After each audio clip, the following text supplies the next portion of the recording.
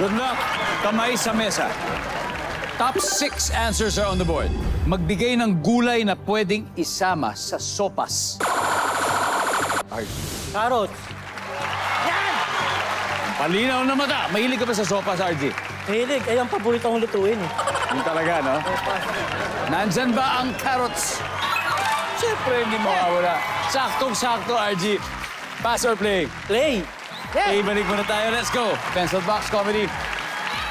Princess, magbigay ng gulay na pwedeng isama sa sopas. Repolyo. Kung si RG talaga nagluluto, ikaw din ba, Princess? Mahilig ka sa sopas? Yes. Luto ng mama ko. Mama, hello! Nandyan ba ang repolyo?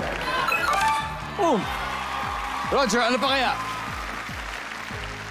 Bean. Bean. Beans.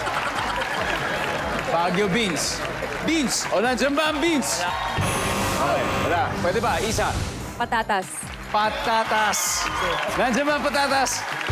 Wala rin. Rhea family, usap-usap na kayo. RG, apat pa to. Alam na alam mo to. Ikaw nagluluto eh. Magbigay ng gulay na pwede isama sa sopas. Sibuyas. Tama? Pwede yun. Muna yun. Basic yan, basic. Basic. Sibuyas. Bade, buhay pa.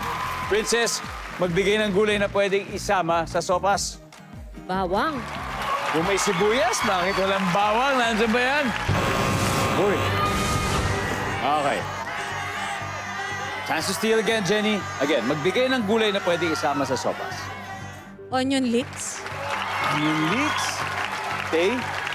Onion leeks na rin. Same. Dos. Ayun na lang din ako.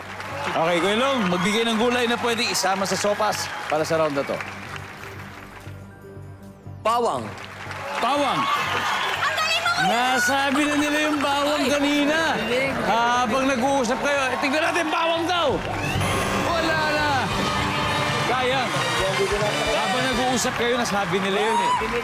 Pag gano'n, dapat pakinggan po natin. Anyway, tingnan natin, ano ba yung number 6?